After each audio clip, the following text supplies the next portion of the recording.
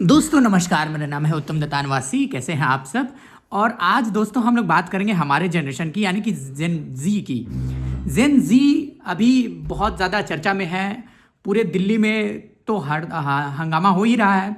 उसके अलावा राजस्थान, महाराष्ट्र, बिहार, बाकी हर राज्य में एक तरह से जेन जी का प्रोटेस्ट आ चुका है एकदम। और जिस तरह से 20 तारीख को जंतर मंतर पे उन लोगों के ऊपर लाठीचार्ज किया गया, महिलाओं के प्राइवेट पार्ट्स पे डंडे चलाए गए, आंसू गैस के गोले छोड़े गए, उसके बाद से दिल्ली के जंतर मंतर पे भीड़ बढ़ती जा रही है, भीड़ इकट्ठी होती जा रही है। और सबसे बड़ी बात, आज हम लोग थोड़ा जेन जी के बारे में बात करेंगे। दरअसल जेन जी में मैं भी आता हूँ। मैं 1996 बॉर्न हूँ, मैं 1996 का हूँ। और 1996 से 2010 से तक जो लोग बॉर्न हैं उनको जेन जी कहा जाता है।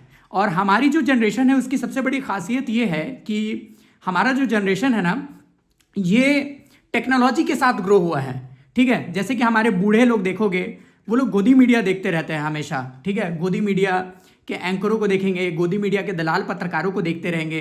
ठीक है, न्यूज़ के लिए वही सब। लेकिन हमारे पास सोशल मीडिया है, इंस्टाग्राम है, फेसबुक है, ट्विटर है, और लोग स्नैपचैट्स और भी क्या क्या यूज़ करते हैं। मैं तो खैर फेसबुक इंस्टाग्राम तक ही सीमित हूँ। ट्विटर बनाया था, ट्विटर तो एक्टिव नहीं हूँ ट्विटर पे।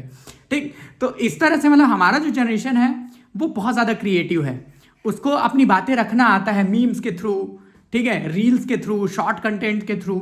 मतलब पुराने ज़माने के जो धरने वाले नहीं होते थे, कि जैसे पुराने ज़माने में जो धरना होता था उसमें लीडर जाता था, लीडर जो भी बोलता था लीडर के हिसाब से चीज़ें चलती थी। हमारे यहाँ जेन जी में हर कोई खुद लीडर होता है।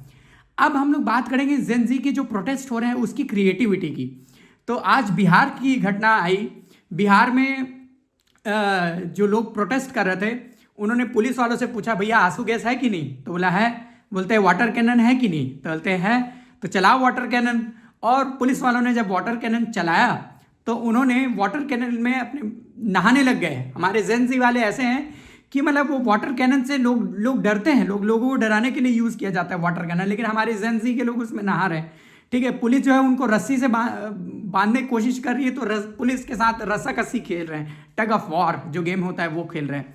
ठीक है, उसके अलावा आप देखोगे कि जो मीम्स बना के ला रहे हैं, भाई साहब मीम्स तो आप लोग इंस्टाग्राम और बाकी जगह पे देखो, यहाँ पर मैं बोल नहीं सकता क्योंकि आप लोग जानते हैं कि हमारी कुछ लिमिटेशंस भी होती है। तो वो चीज़, लेकिन जो भी मीम्स आ रहे हैं, ठीक है, सरकार के जो नेता हैं, ठीक है, जो और लोगों के खिलाफ, वो इतने क्रिएटिव है कि मतलब दिल खुश हो जाता है। ऐसा लगता है कि जेन जी, पहली बार हम जेन जी के लोगों का एक मतलब हुजूम देख रहे हैं। जेन जी के बारे में मतलब हम बोला जाता था कि ये लोग जो है डिस्ट्रैक्टेड हैं, ये लोग को अपना रूट्स नहीं पता, ये लोग को नहीं पता कहाँ जाना है। जब कॉर्पोरेट में जेन जी के लोग इस्तीफा दे देते थे, कि कॉर्पोरेट में जैसे ही बॉस जो है शोषण करने की कोशिश करता था, जेन जी सीधा नौकरी छोड़ देता था। तो लोग उनको क्रिटिसाइज किया करते थे जेन जी को, कि जेन जी ये क्या मतलब एटीट्यूड है, इस एटीट्यूड से कोई नौकरी नहीं कर पाएगा, वो नहीं कर पाएगा, ऐसे करके।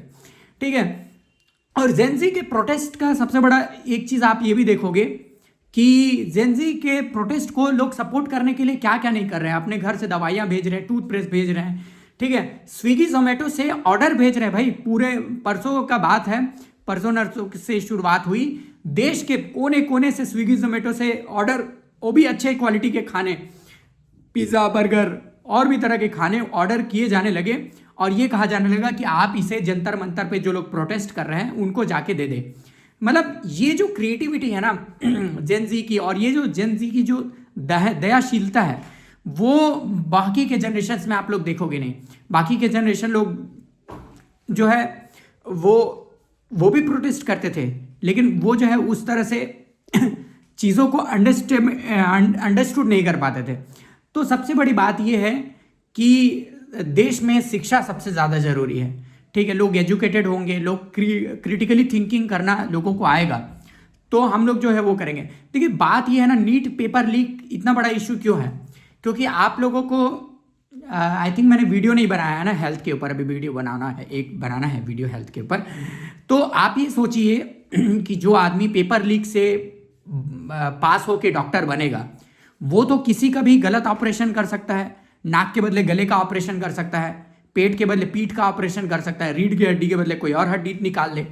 मतलब आप डॉक्टर्स के साथ कॉम्प्रोमाइज नहीं कर सकते, आपको क्वालिटी के डॉक्टर्स चाहिए ही चाहिए जो आपको बोल सके कि भाई हाँ मेरे अंडर आप सेफ और सिक्योर हो, आपका ऑपरेशन सच हो जाएगा। और ऐसे भी आज तो जान रहे हो, आज लोग बच्चे पैदा जो है डॉक्टर लोग बिना सी सेक्शन के करा ही नहीं रहे। तो जिसको बच्चे भी निकालने हैं पैदा करने हैं, उन लोगों के लिए भी भाई बहुत ज़रूरी है कि मतलब फर्जी डॉक्टर ना हो। मतलब फर्जी डॉक्टर होने से समझ रहे हो कितनी बड़ी कॉम्प्लिकेशंस आ सकती है। और नीट एक ऐसा एग्जाम है जिसमें सबसे बड़ा रिफॉर्म तो ये होना चाहिए कि गरीब के बच्चे जो है डॉक्टर बन सके 2-4-5 लाख में, ठीक है। लेकिन आज के टाइम पे 8 से 10 लाख लग जाते हैं एक डॉक्टर बनने में, ठीक है। एजुकेशन सिस्टम, एजुकेशन को फ्री होना चाहिए ना।